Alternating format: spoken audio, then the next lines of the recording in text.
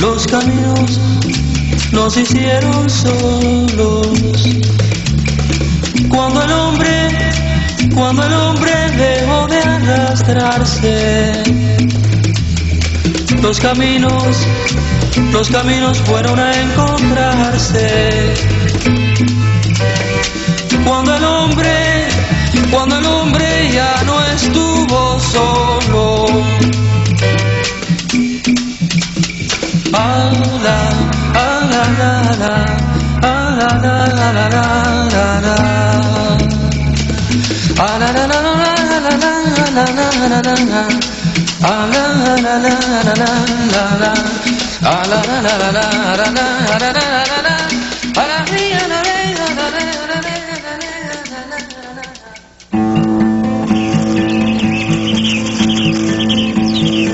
Hay caminos que conducen a una sola dirección.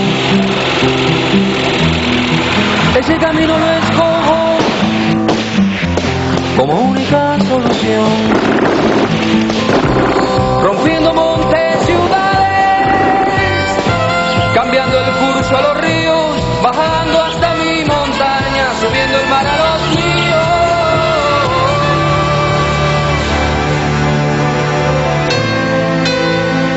Los rebeldes de Fidel Castro combaten desde hace 18 meses en la Sierra Maestra en el oriente del país. En abril fracasó una huelga general convocada por el movimiento 26 de julio y el gobierno de Batista considera llegado el momento para una gran ofensiva contra las fuerzas revolucionarias. 5 batallones son desplegados para dar el golpe definitivo en la zona del Pico Turquino, donde se ubica la comandancia rebelde. Batista espera triunfar en un plazo corto y poner fin a la oposición armada.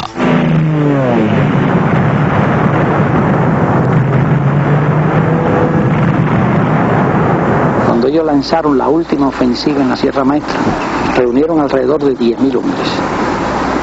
Y nosotros teníamos 300, pero ya nuestros 300 combatientes eran gente muy veterana. Teníamos relativamente poco parque, pero en esa ocasión defendimos las posiciones, excepto en el segundo frente donde ya estaba Raúl, porque cuando vino la ofensiva nosotros trajimos las tropas de Almeida que estaban cerca de Santiago, las tropas de Camilo que estaban en el llano, las tropas de Ramiro que estaban hacia el este, y fuimos reuniendo todas las tropas.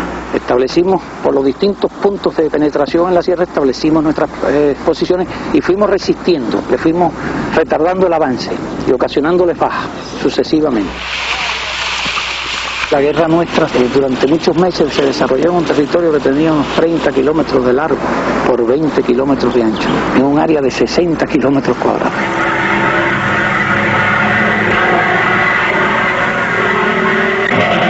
Veo la candela que empezaba a salir de la casa, el ejército quemando todas las casas que estaban a la orilla del camino, pero varias, y la aviación para acá.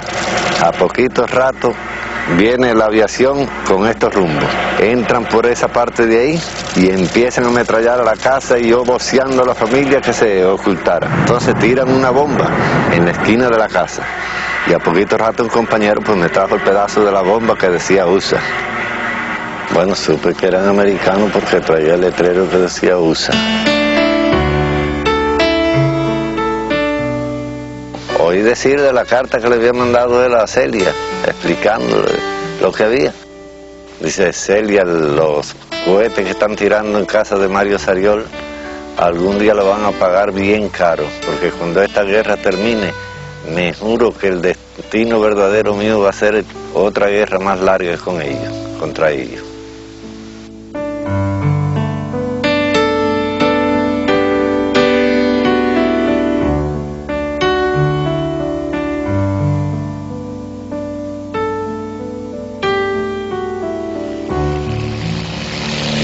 Los servicios de inteligencia del movimiento 26 de julio dan a conocer un documento que prueba que los aviones de la dictadura cargan bombas y municiones en la base naval de Estados Unidos en Caimanera, Guantánamo.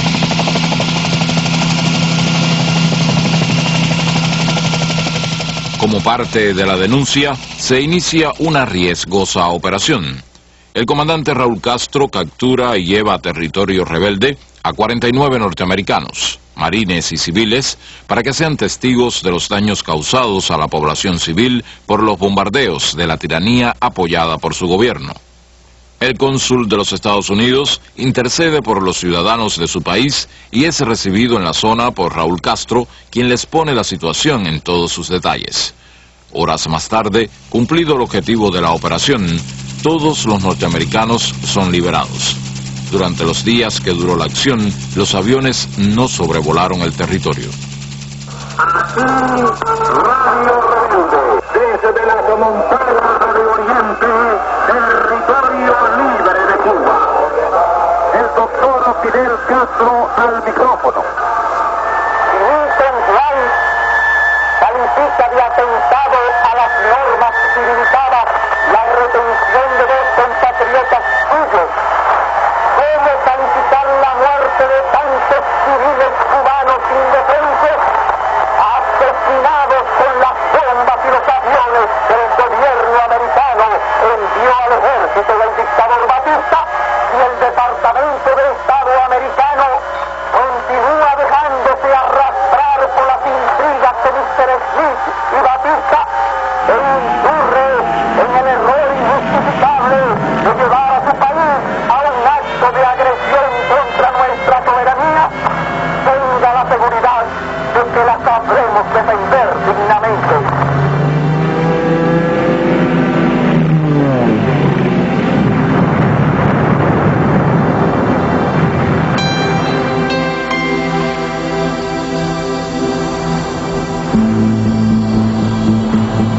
Vísperas de su muerte, el 18 de mayo de 1895, José Martí escribió a su amigo Manuel Mercado: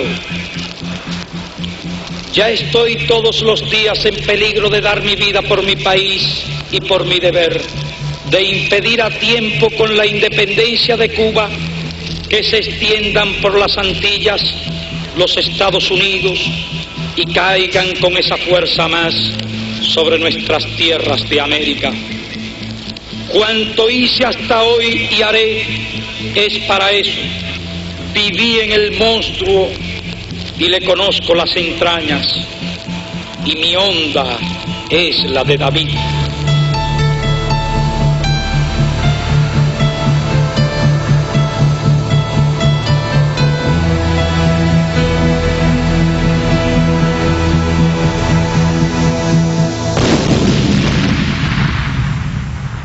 El 15 de febrero de 1898 explota sorpresivamente en el puerto habanero el acorazado estadounidense Maine, que había llegado en visita amistosa. Mueren 262 tripulantes. Otros buques de guerra estadounidenses permanecen a 6 horas de las costas, evidencia de que el presidente McKinley había decidido involucrarse en la guerra de Cuba contra España para impedir la victoria absoluta de los independentistas cubanos. La explosión del Maine indica un giro cualitativo. La guerra anticolonial se amplía a un conflicto militar interimperialista que involucra escenarios en el Caribe y Filipinas. En Nueva York, el presidente McKinley despide a las tropas de Teddy Roosevelt que marchan a la guerra en Cuba. McKinley, anexionista apasionado, ha obtenido la autorización del Congreso para hacer la guerra que reclama y expresa: la isla tiene que estar necesariamente ligada a Estados Unidos por vínculos especiales.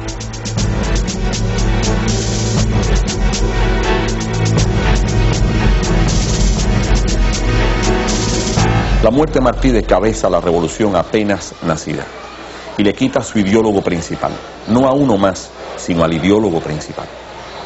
Porque había una conciencia antiintervencionista en los principales libertadores.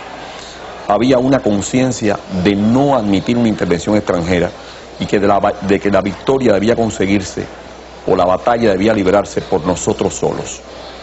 Pero esa visión global de Cuba inserta en América y en el mundo solo la tenía Martí, y no por intuición, sino la tenía como un razonamiento profundo con el cual se anticipó a su tiempo.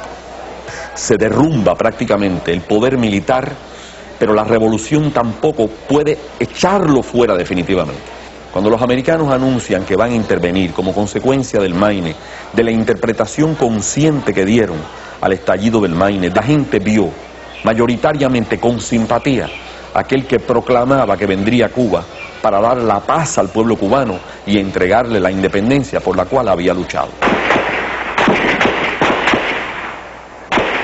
Por otra parte, el gobierno cubano demora porque no tiene información, no se han dirigido a él, no hay nada dirigido al presidente de la República Cubana.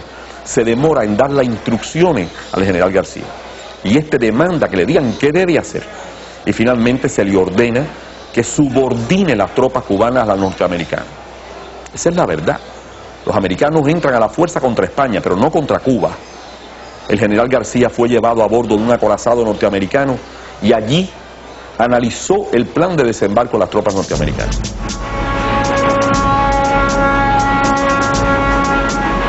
Los norteamericanos desconocen al gobierno revolucionario. Utilizan al Ejército Libertador como tropa que va a limpiarles el camino. Así se esfuma la ilusión de que vienen a Cuba como aliados. El espíritu de la revolución es desviado de su cauce primitivo. La intervención americana llega sin la garantía de que se hacía para cumplir todos los fines de la revolución. Es disuelto el Partido Revolucionario Cubano y licenciado el Ejército Mambí.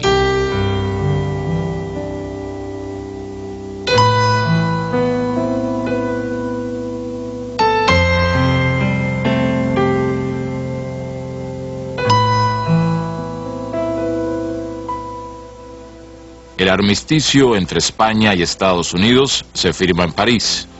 Cuba es excluida de las negociaciones. Al general Calixto García y a su tropa se le prohíbe entrar en la ciudad de Santiago de Cuba. Martí había advertido que los Estados Unidos, sin el contrapeso de los demás pueblos americanos, podía transformarse en el más grave peligro para la independencia. Pero sus análisis sobre la naturaleza del nuevo imperio no se conocían en Cuba.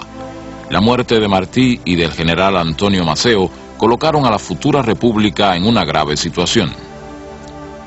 En 1901, Leonardo Wood, jefe de la ocupación militar, hace un brutal ultimátum. O los cubanos aceptan la enmienda constitucional o las tropas de ocupación no se retirarán y la proclamación de la República quedaría relegada a un indefinido futuro. Con 16 votos a favor y 11 en contra, la Asamblea Constituyente aprueba la enmienda Platt, fórmula con la que los norteamericanos sustituyeron su aspiración anexionista. Al general Máximo Gómez acuden todos. Saben que está ahí, es la autoridad moral, representa el sueño de un país.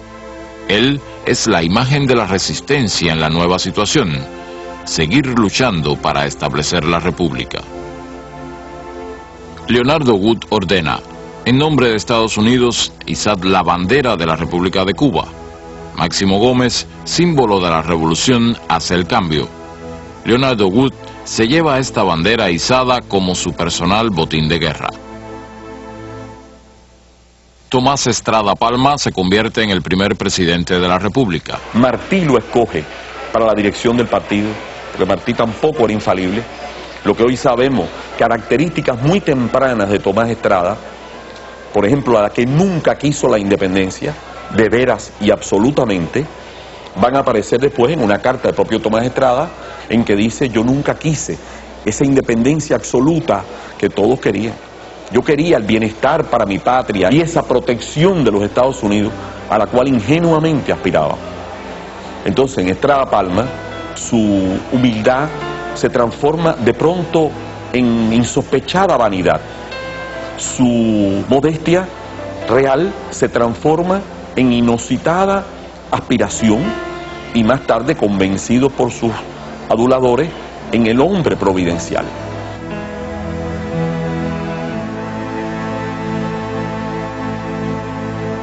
Esa fue la República, y es un hecho histórico, y había un solo camino, alzarse contra ella, lo cual era materialmente imposible para los libertadores, o convivir con la situación, y tratar de buscar una vía para continuar.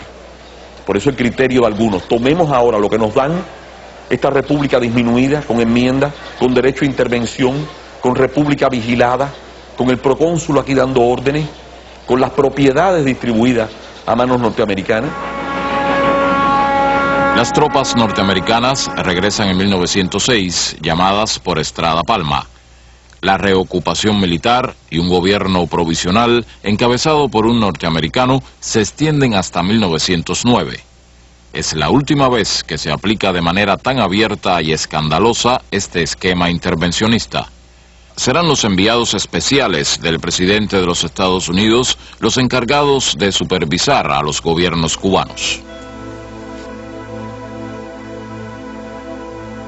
A partir de José Miguel Gómez, los sucesivos presidentes se trazan un objetivo central: reordenar el Estado y modernizarlo, así como evitar a toda costa una tercera intervención norteamericana.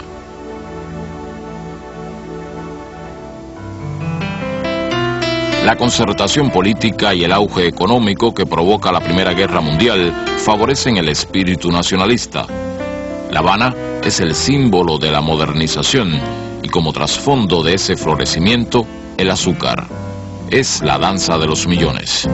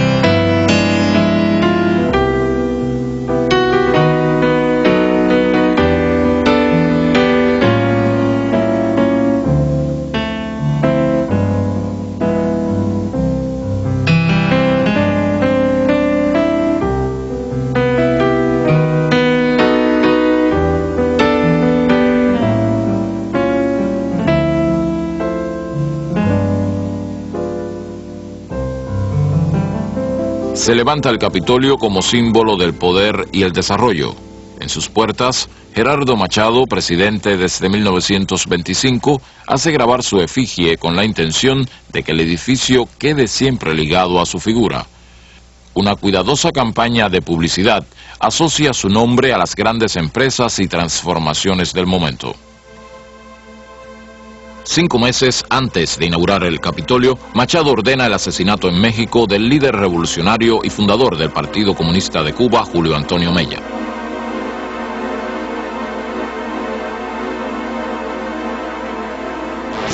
Bajo la mancha de ese asesinato, jura su segundo mandato. La crisis política que abre su reelección se profundiza por días, pero él se sabe respaldado por Estados Unidos.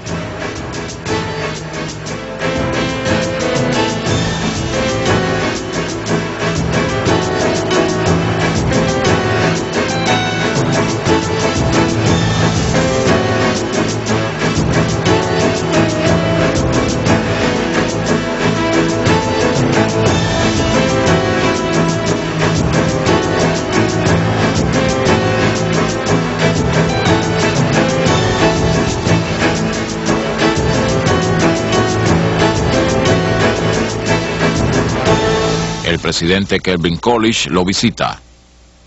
Para poder celebrar la 6ª Conferencia Panamericana necesita ocupar militarmente la Universidad de La Habana debido a la inconformidad estudiantil. Un senador machadista dice durante la conferencia: "La palabra intervención en mi país ha sido palabra de gloria, de honor, de triunfo, de libertad, ha sido la independencia".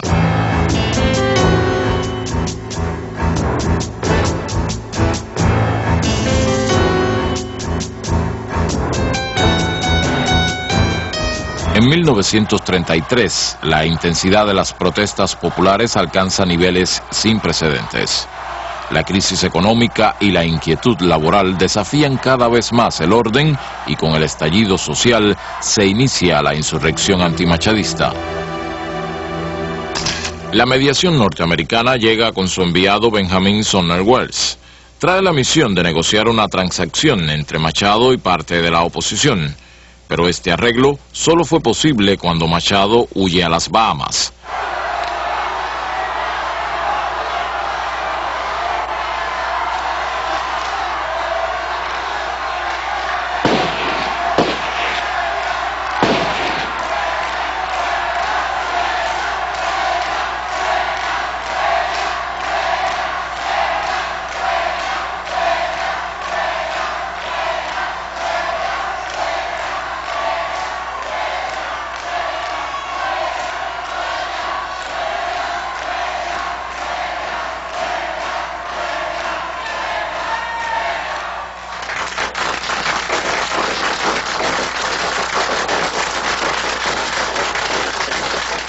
Welles coloca en la presidencia a su mejor carta, un ministro machadista, Carlos Manuel de Céspedes.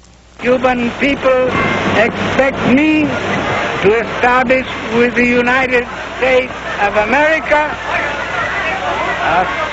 a favorable interchange of products that may be beneficial to both nations. Now that our political situation is absolutely guaranteed by my government and dedicated from now on and forever to the great cause of liberty. El presidente nombrado por los norteamericanos no logra mantenerse en el cargo.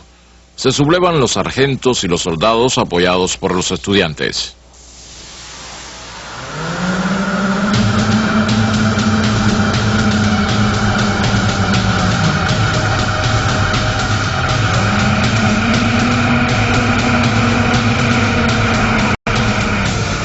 Entonces llega la pentarquía, un heterogéneo grupo de hombres con diversos intereses que tampoco logra estabilizarse en el poder ni obtiene reconocimiento internacional. Fulgencio Batista se perfila como figura clave y enfatiza el papel de los militares en medio de una situación revolucionaria con grandes contradicciones.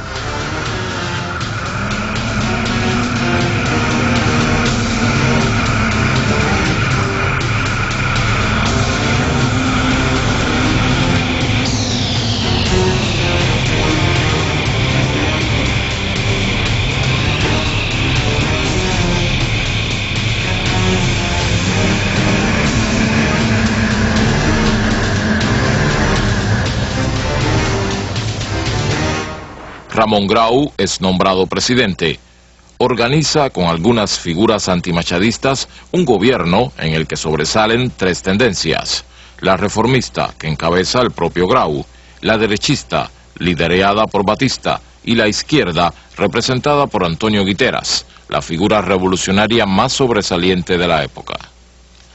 Guiteras presenta diversos decretos de contenido social y económico, como la intervención de la Compañía Norteamericana de Electricidad, que no llega a cumplirse. En medio de una atmósfera de hostilidad ante una posible intervención con desembarco y las demandas contra la enmienda Platt, el presidente Franklin Delano Roosevelt deroga la enmienda y pone en marcha una nueva política que le garantiza el control del país a través de influencias y presiones políticas. El país está al borde de una revolución. Batista conspira. Acuerda primero con Welles y después con su sustituto Jefferson Caffery la liquidación del dividido gobierno Grau-Guiteras. Organiza un golpe de Estado y se hace del control del poder a través de presidentes impuestos por él.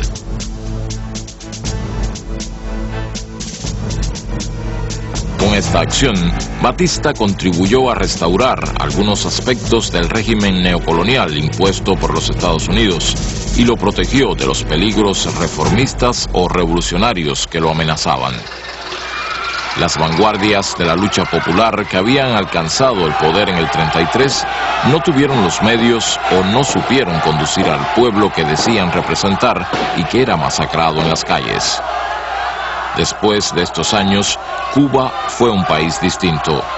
La revolución fracasada politizó a la sociedad cubana de una manera hasta entonces desconocida. La lucha revolucionaria y las movilizaciones de masas forman parte ahora de su paisaje político.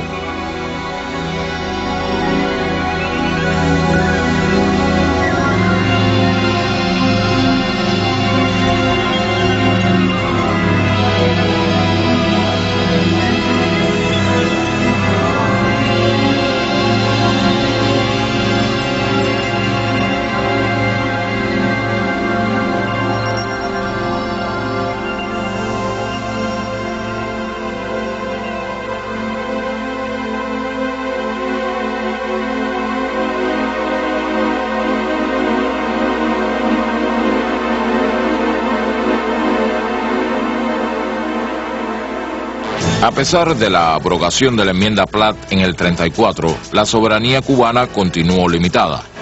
La base naval de Guantánamo, la más importante y estratégica, permaneció y amplió su territorio. Estados Unidos renunció a la idea inicial planteada en 1903 de contar con 4 estaciones navales y la soberanía sobre la isla de Pinos. Las relaciones con Estados Unidos fueron reordenadas mediante un segundo tratado permanente de relaciones y otro de reciprocidad comercial. La presencia de las tropas norteamericanas en Cuba, concentradas en Guantánamo, expresan el doble juego de la doctrina Roosevelt: afianzar su hegemonía en el área y mantener el control sobre la política interna de Cuba.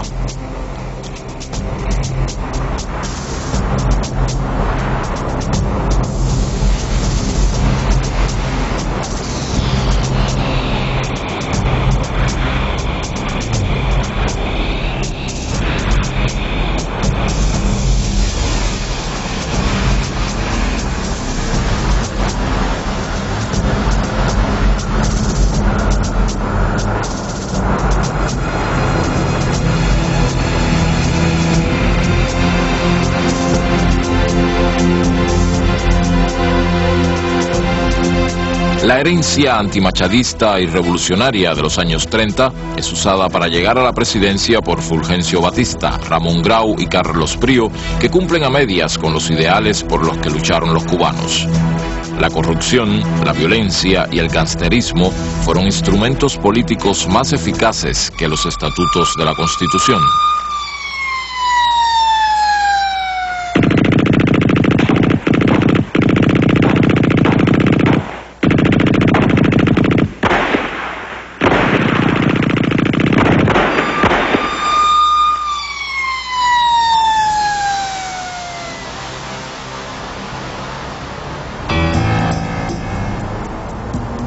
Comienza la Guerra Fría y el anticomunismo.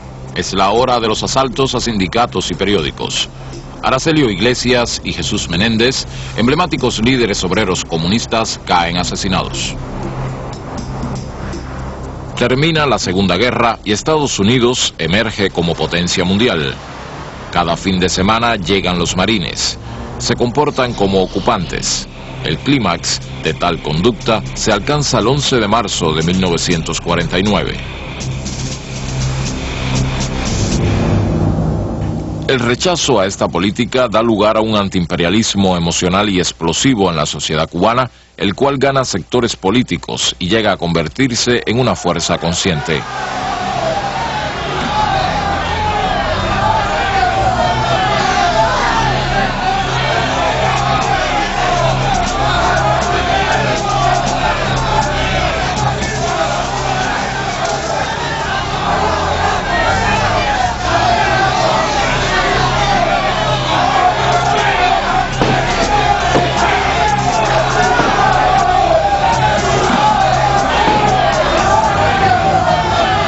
Ante las cámaras, el señor embajador de los Estados Unidos, Robert Butler, ensaya a ofrecer una disculpa.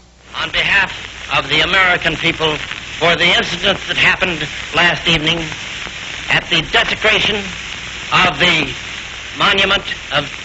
Pero no sabe quién es José Martí.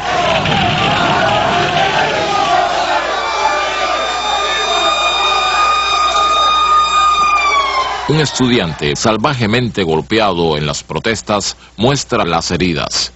Fidel Castro, entonces dirigente de los estudiantes universitarios, es testigo y denuncia una y otra vez los hechos.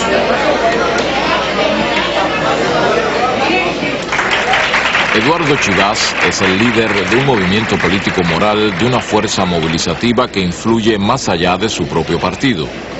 A través de la radio, desata una guerra verbal contra el gobierno, acusándolo de corrupción y abuso de poder. Miles de oyentes esperan cada semana sus denuncias. Es un mito político. Cuba ha visto frustrado su destino histórico hasta ahora con la corrupción y ceguera de uso de sus gobernantes, cuyo pensamiento, salvo excepciones, ha volado siempre a ras de tierra. Por su posición geográfica, la riqueza de su suelo y la inteligencia natural de sus habitantes, Cuba tiene reservado en la historia un grandioso destino, pero debe realizar un gran destino unido a la alta calidad de nuestro pueblo. Solo espera la gestión honrada y capaz de un equipo gobernante que esté a la altura de su misión histórica. Eso no puede ser la falsa oposición de Batista, que alienta el regreso de los coroneles del Palma Cristi y el plan de fuga. Cuba necesita despertar, pero mi aldabonazo no fue quizás lo suficiente fuerte. Seguiremos llamando a la conciencia del pueblo cubano. Atrapado en este mecanismo, no puede presentar las pruebas que prometen una de sus acusaciones y se suicida durante una de las transmisiones, provocando una conmoción política y emocional nunca vista en el país. El partido ortodoxo, ya sin Chivas, continúa su estrategia de alcanzar el poder a través de las elecciones. Independencia económica, libertad política y justicia social son los objetivos del programa. El joven Fidel Castro es uno de los candidatos a la Cámara. Batista da un golpe de Estado apoyado por el ejército. Es el 10 de marzo de 1952.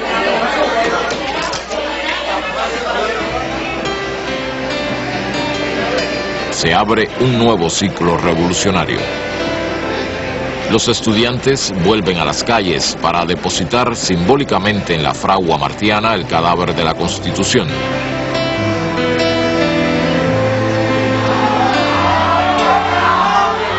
El 28 de enero de 1953, miles de jóvenes recuerdan el centenario del natalicio de José Martí gritando: «Revolución, revolución, revolución». Ahí van los futuros asaltantes del cuartel Moncada.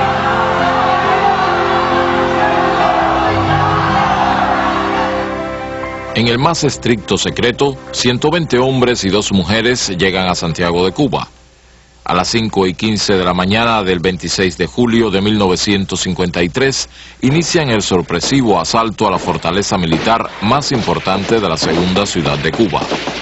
Abel Santamaría con 21 combatientes y Raúl Castro con 10 ocupan el Hospital Civil y el Palacio de Justicia, ubicados en las inmediaciones del cuartel. Fidel Castro, con el grueso de los hombres, inicia el ataque que minutos después se frustra al fallar el factor sorpresa.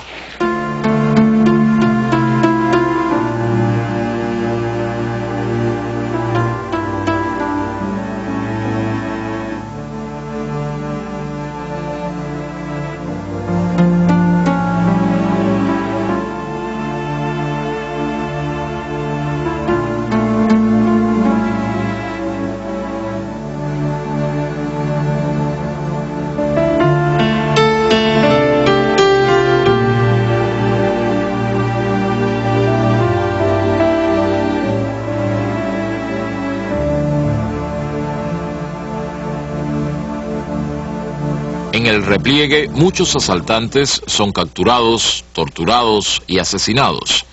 La desproporción de muertos entre soldados y revolucionarios evidencia una masacre que no puede ser ocultada a los periodistas que llegan al lugar.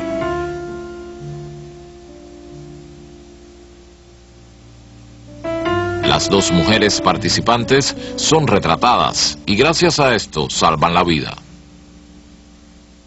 Fidel Castro, con unos pocos hombres, es capturado cuando intentaba ganar las montañas. Los pormenores y objetivos de la acción son expuestos por los sobrevivientes cuando se les juzga, a la vez que denuncian el asesinato de sus compañeros. Solo José Martí debe ser vinculado con la acción, pues es su autor intelectual, afirma Fidel Castro. Todos son condenados.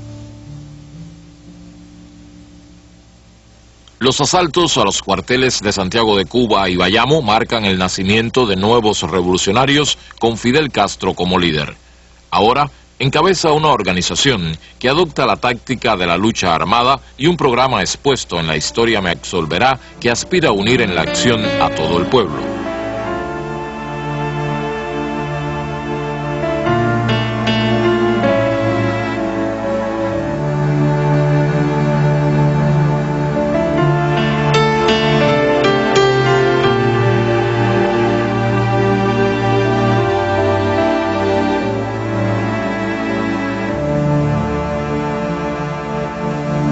Pero ¿cómo llevar en esa dirección a las masas?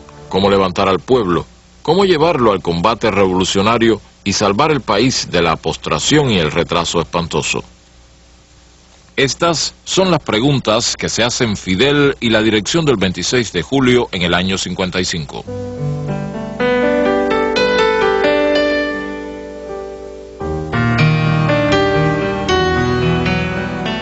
Un movimiento popular y la necesidad del gobierno de dar la sensación de normalidad en la vida política favorecen la amnistía de los moncadistas. Inmediatamente, Fidel Castro reorganiza sus fuerzas y funda el movimiento 26 de julio. Claro que después del ataque al Moncada era prácticamente imposible que los que habíamos estado responsabilizados con ese hecho tuviéramos la oportunidad de organizar desde Cuba la lucha en la Sierra Maestra. Por ello se hizo necesario el Granma. Pero ya nosotros desde Isla de Pino habíamos elaborado una estrategia de lucha.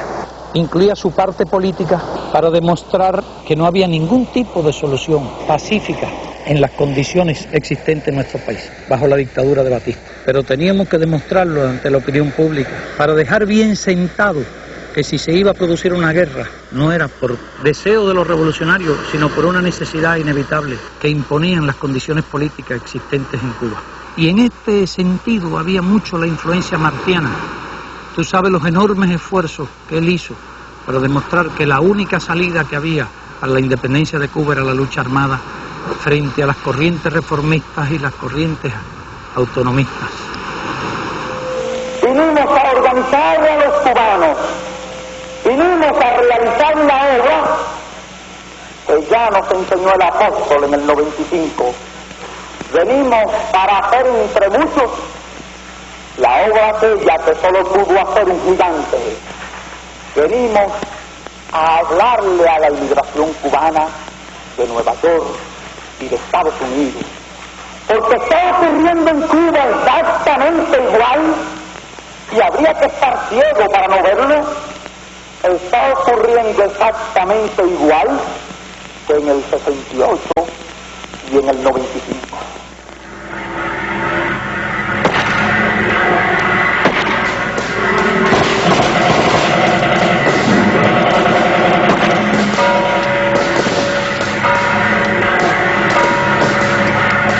Encabezados por Fran País, combatientes del 26 de julio se lanzan a la toma de Santiago de Cuba. El alzamiento debe ser sincrónico con el desembarco de los revolucionarios, pero estos llegan 2 días después. El ejército ya está alerta y moviliza una fuerza importante a la zona del desembarco, donde se han dispersado los 82 hombres al mando de Fidel Castro. Y mi pelotón fue el último en bajar. Y de todos los expedicionarios, el Che y yo los últimos en abandonar el Granma, que por cierto, cuando nos bajamos por la proa, el Che y yo comentábamos que en definitiva cómo se llamaba este barco, y no le habíamos el nombre, y él dijo, seguramente en la popa lo tiene. Entonces yo fui caminando hasta la popa del barco para ver y vi, y así le comuniqué el que se llama Granma. Radio Reloj reportando, atacado el Palacio Presidencial hace breves momentos un nutrido grupo de civiles no llegados. Un comando del directorio revolucionario logra penetrar en el Palacio Presidencial para ajusticiar al tirano, y otro asalta una emisora y da la noticia de los combates, pero Batista escapa. La acción fracasa al no recibir el apoyo de un segundo grupo. Sin embargo, estremece a la ciudad por el heroísmo y valor de los combatientes. El líder estudiantil universitario José Antonio Echeverría cae en la acción. Él y Fran País, asesinado en las calles de Santiago de Cuba, simbolizan una generación de jóvenes que asumió el desafío de luchar por hacer la revolución.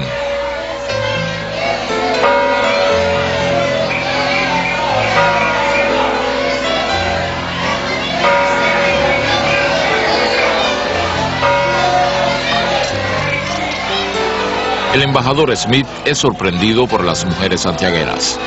Cuando llega de visita al ayuntamiento, le piden que su gobierno no ayude más a la dictadura, que los asesinos se vayan de la ciudad y que cesen de matar a sus hijos.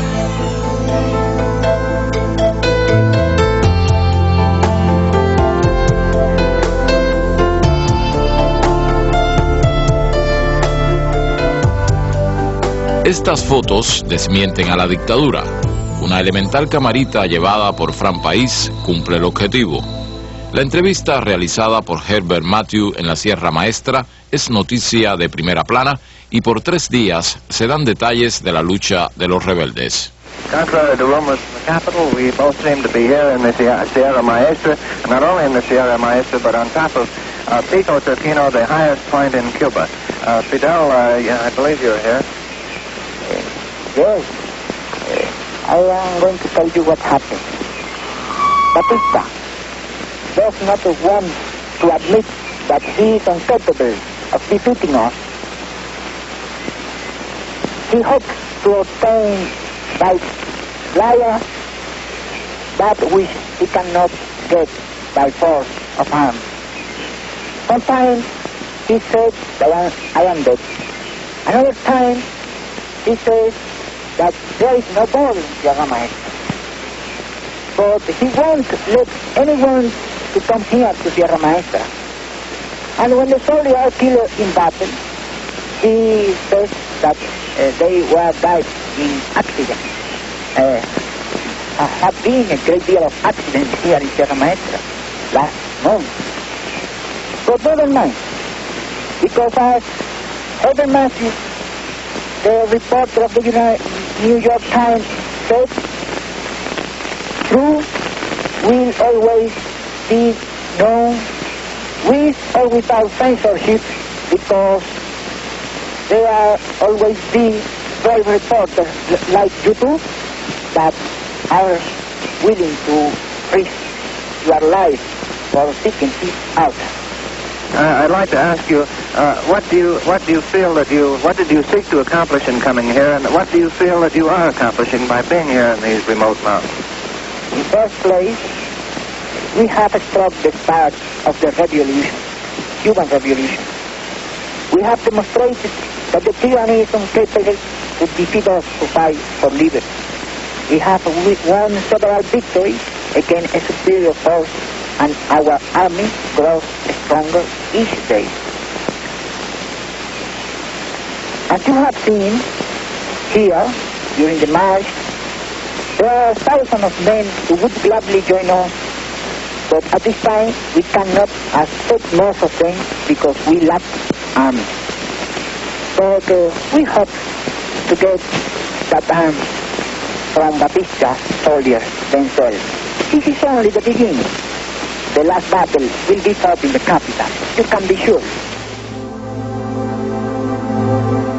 A medida que íbamos ocupando armas, cuando se iban sucediendo los combates, íbamos aumentando el número de hombres. Eso nos dio un potencial en parque y en armas muy grande y fue un viraje, y prácticamente con 800 hombres se inició la invasión de todo el país. El total de hombres sobre las armas de Batista eran aproximadamente de 70 a 80 mil.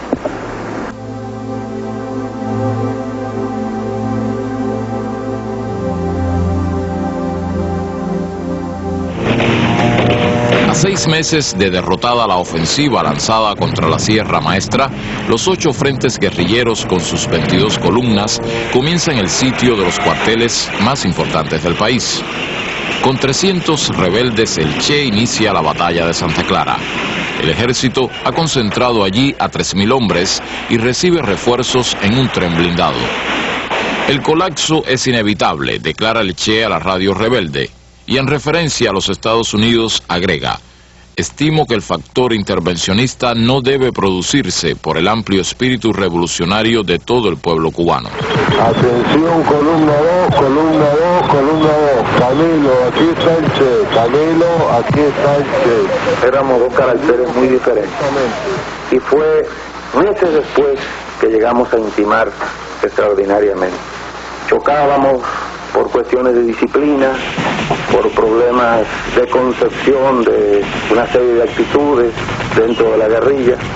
Camilo en aquella época estaba equivocado. Era un guerrillero muy indisciplinado, muy temperamental, pero se dio cuenta rápidamente y rectificó aquello. Aun cuando después hiciera una serie de hazañas que han dejado su nombre en la leyenda, me cabe el orgullo de haberlo descubierto como guerrillero.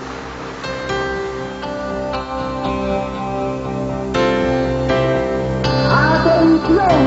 ¡Última hora!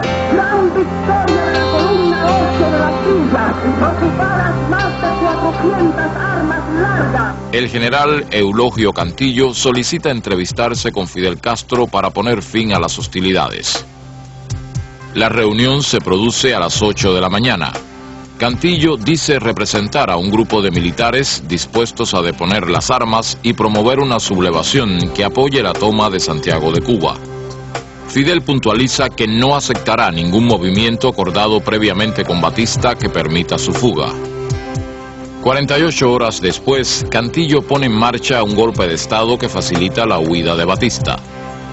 La maniobra, que se realiza con la complicidad del embajador Smith, intenta frustrar el triunfo revolucionario.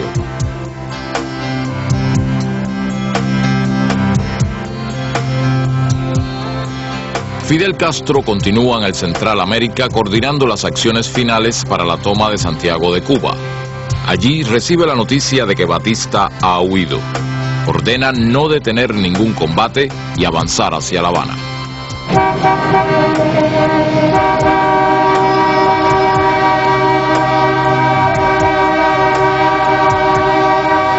Desde Palma Soriano se llama a una huelga general a todo el pueblo para apoyar al ejército rebelde. Aquí Radio Rebelde a las puertas de Santiago de Cuba, el doctor Fidel Castro. Al parecer, se ha producido un golpe de Estado en la capital. Las condiciones en que ese golpe se produjo son ignoradas por el ejército rebelde. La dictadura se ha derrumbado, pero eso no quiere decir que sea ya el triunfo de la revolución. Revolución sí, golpe militar no, golpe de Estado de acuerdo con Batista no, escamotearle al pueblo la victoria no. La traición del general Cantillo precipita los acontecimientos. Las tropas rebeldes cierran el cerco a Santiago de Cuba. A pocos kilómetros de allí, Fidel recibe al coronel Rego Rubido y le expone la situación.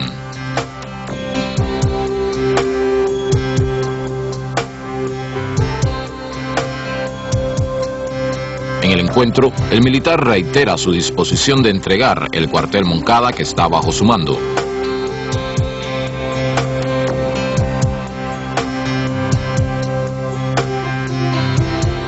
El comandante Raúl Castro informa a soldados y oficiales del ejército el acuerdo de rendición.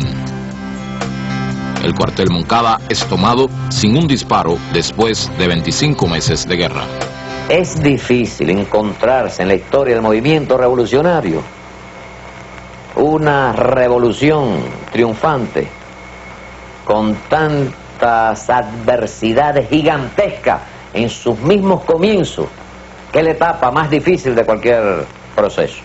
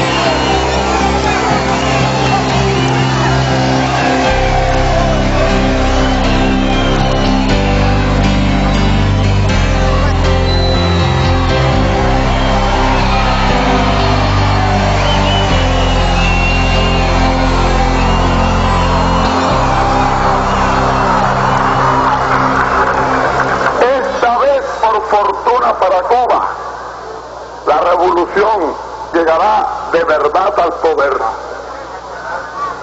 No será como el 95, que vinieron los americanos y se hicieron dueños de esto. Intervinieron a última hora y después ni siquiera dejaron entrar a Calixto García, que había peleado durante 30 años, lo que hicieron en 30 años de Cuba.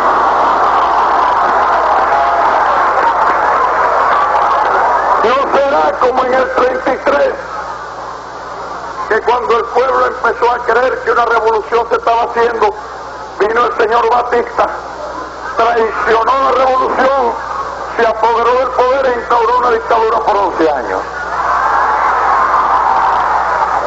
No será como en el 44, año en que las multitudes se enardecieron creyendo que al fin el pueblo había llegado al poder, y los que llegaron al poder fueron los ladrones.